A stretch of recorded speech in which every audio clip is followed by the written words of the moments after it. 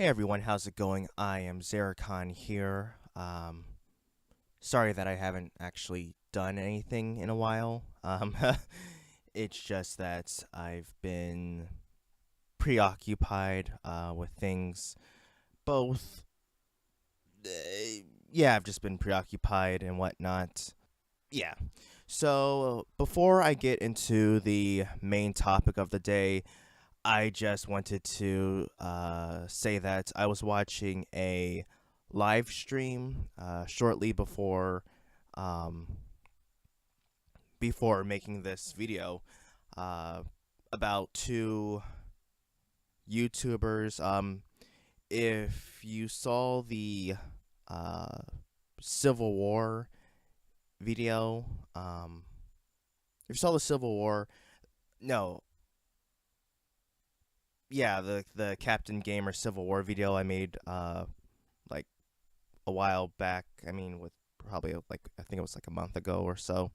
Um, you'll know all about that. How there were two uh YouTube gaming news YouTubers and stuff. They were had a large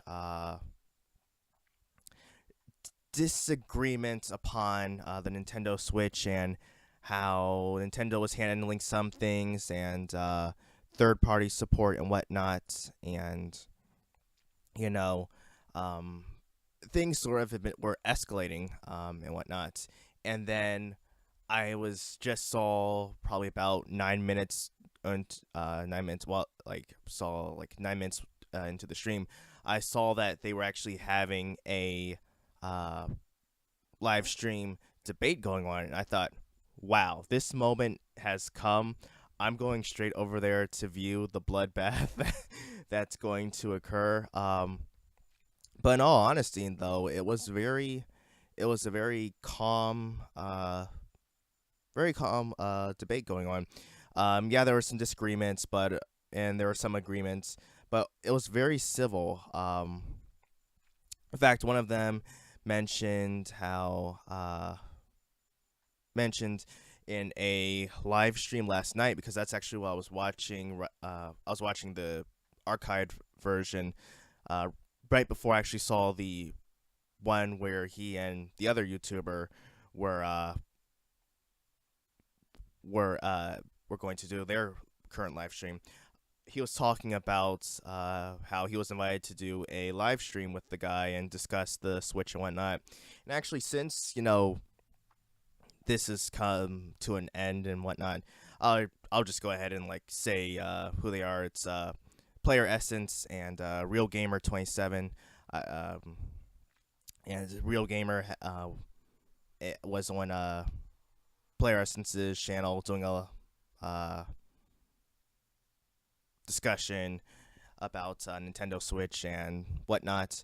But yeah, but it was great to see that it was actually a good debate, a good, healthy, and even in the comments section, people who follow both of these YouTubers, that apart from maybe some trolls here and there, uh, it was all in good it was all in good nature. Um, Definitely enjoyed that. Whoops. Sorry, it's a bit windy outside today. Yeah, it's a bit windy outside today. Sorry about that. Um, but yeah. So with that coming to a close, they've really patched things up. Um, and it seems like they'll definitely, sort of, build on together in the future. Maybe they'll have more discussions and talking more about games in the future. But anyway, on to the subject at hand, and this is something which I think a lot of people know how they feel about this already, and that's Capcom. Wow, uh, I mean, I'm very disappointed in them after all the talk that they gave early this year with the Switch and whatnot. Um, how they were the ones who even told Nintendo to put in that extra RAM in there. And what do we get? Not a lot of support from them, eh? I mean, yeah, we got Ultra Street Fighter 2 um, at launch, or yeah, it was at launch, or at least it was close enough that it didn't matter if it was directly at launch or not. Probably, I think maybe came out at the end of March. Maybe I could be wrong. Uh, then we also got. Oh no. Yeah, so we got that. We're getting Monster Hunter Double Cross, but that's only in Japan. Only in Japan. Um, and then recently, there was that announcement for Resident Evil Revelations 1 and 2 coming to the Switch. Yeah. Now, you want to know what the problem with all of this is? Well, first off, we got a port from Capcom at launch. We just got a port of a, I think, what, 30-year-old game. Uh, then there's Monster Hunter. All right, why isn't this getting localized in the West? There's clearly a fan base here. There's clearly install base. Uh, there's clearly a dedicated fan base over in the West. I mean, I'd never played Monster Hunter until it came over to the 3DS, but I'm very interested in Monster Hunter, um, and we're not getting that. Mega Man, Mega Man Collection Volume 2, we're not getting that at all, um, which is really, you know, it really causes you to scratch your head and wonder why not. Um, and Disney Afternoon Collection. Why aren't we getting those games? And it's weird. It's also funny because considering the fact that Mega Man and the games that were in the Disney Afternoon started on the NES. Nintendo's first console. Oh, and also that reminds me, I now have a new addition to my family. I bought an NES a couple weeks ago. Um, Gotta take it apart though, do some pin cleaning to make it running nice and well. But other than that, it's nice. It's nice having. I mean, it's also weird because I never thought or expected that I would get an NES because I never grew up with that. That was before my time, and it just didn't really seem interesting to me. But then after enough time, then looking at stuff by the Angry Video Game Nerd and some of those games, I thought maybe I might maybe, and then I just happened to see someone selling one on I think Facebook Marketplace for $60, and it came with 5 games. So I thought that was a pretty good price. But yeah. So anyway, back to the topic. It Those games came out on Nintendo, and you know it shouldn't be hard to port those games over. So I don't see why they're really not showing the support. And again, this is a company that was talking about how they're supporting the Switch and whatnot, and in the end, they're not really doing much better than others. Now I know think I think this is a publishing company. I don't think they're developers, but NIS Nippon Software, I think that's what they're called. We have NIS America here, but we're getting more games for the Switch. Granted, these are ports, but they are, I guess, they're definitely newer games. I mean, Disgaea 5 came out, what, last year on the PS4? Um, and then and then we're also getting a new game completely. Uh, Knights of Azure 2. That's coming in October. It's coming both to the PS4 and the Switch. And then there's, I mean, I think these are also ports too, but Toho, Kobuto, uh, Blast 5 or something like that. Um, Penny Punching Princess.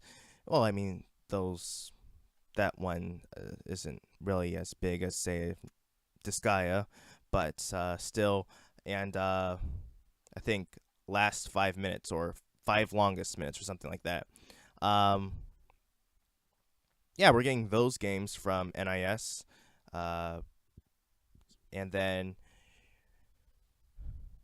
oh yeah, and then oh yeah, but and so yeah, we've got Resident Evil Revelations 1 and 2, and I wouldn't be as mad as I am about it right now, except for maybe a few things. Well, no, it's really mostly well. Okay. Here's the thing.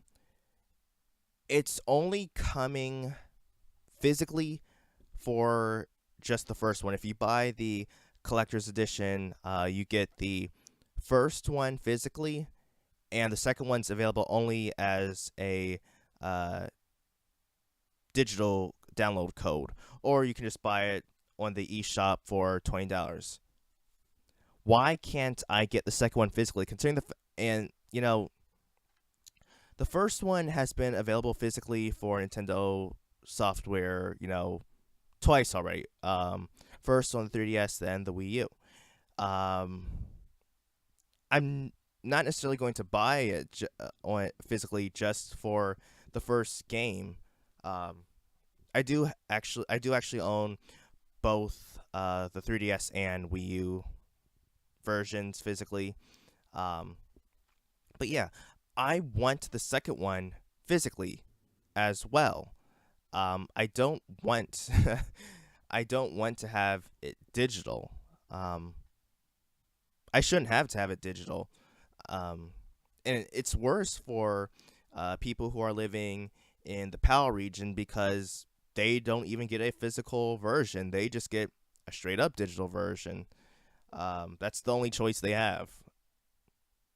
I mean, yeah, it doesn't make sense why they're doing this at all. And yes, you could say that they are that they that they're still working on stuff to bring over later, but for someone who had a hand in the development of the console itself, you'd expect them to have, I guess, more worthwhile titles. Something that would be more current. Uh, not a port. Um, yeah, I mean, it just doesn't make that much sense, and also the fact that Monster Hunter Double Cross will be a test to see how well sales go. Why? Do you not have enough faith in something that you had a hand in creating that it would sell well? I just don't understand. It really doesn't make sense to me at all, and I don't know. I don't know, guys. That I don't know what they're thinking. Konami has, I mean, after the success of Super Bomberman R, I wouldn't exactly call it a success, but it sold better than they anticipated. They gave in. They did patches for the game because there were problems with it at launch, but they patched those things. They gave some updates. They instead of having it be 30 frames per second, it was upgraded to 60 frames per second. Uh, and then also there were the different skins, like I think Silent Hill, maybe Castlevania. But they now this is definitely not in writing. This is just an idea. But they discussed making a new Castlevania game for the Switch, and I thought that would be fantastic. Why not? I would love that. But you know, it's still more than what what Capcom's done. I mean, even Super Robin R, that's a new game. Uh, yeah, it's a new game. It came at launch, and it's bigger. I mean, as far as being new, it's bigger than what Capcom's done. But I don't know. I don't know. Maybe there's something going on later.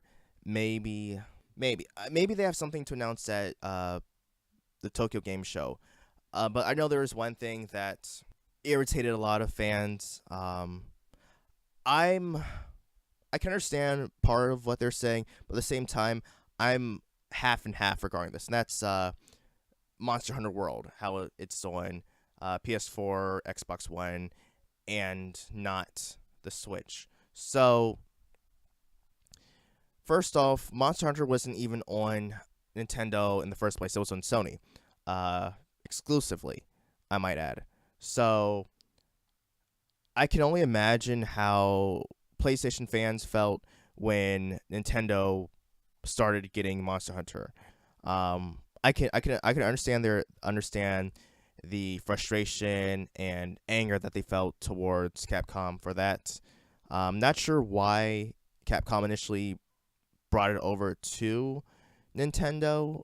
It seems odd to me, actually. I mean, I'm not sure if sales were going down on the PlayStation and they saw maybe we should give it a shot on Nintendo, but just in general, I don't know why they did it. I mean, it works, especially on the 3DS. That was, I think, would be the biggest selling point because in Japan, portable sells. Portable is bigger than console, so maybe that was a factor.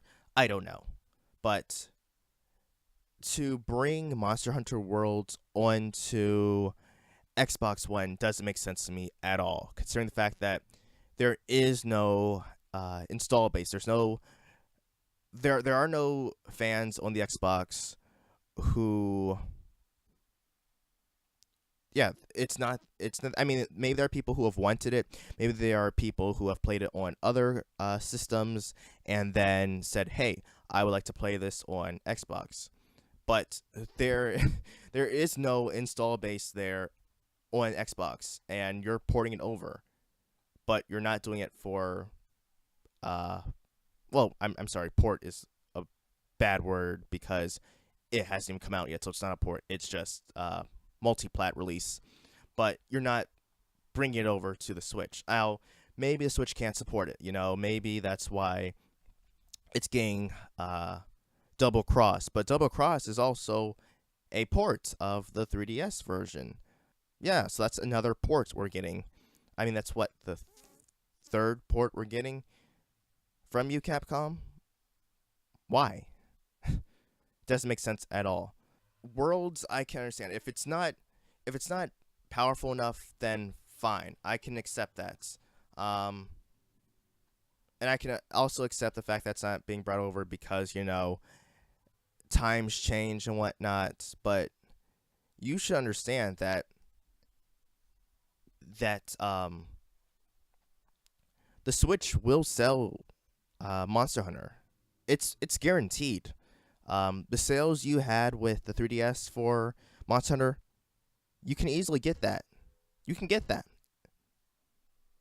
Okay, and even if you can't, you can get close to it. So I understand what your problem is and why you wouldn't try to bring it over. Maybe now someone talked about this before. Maybe Worlds is trying to appeal more to Western audiences, which is why we have the two I guess titles, Double Cross for Japan and Worlds for the West. But still, um, I just it doesn't make sense to me. And again, localization. Why aren't we getting Double Cross? I mean, I really just don't get it. I mean, I'll import it if I have to. That's not a problem for me. But why should I have to, though? That's the thing. I don't know. I don't know, guys. But that's pretty much the end of my rant.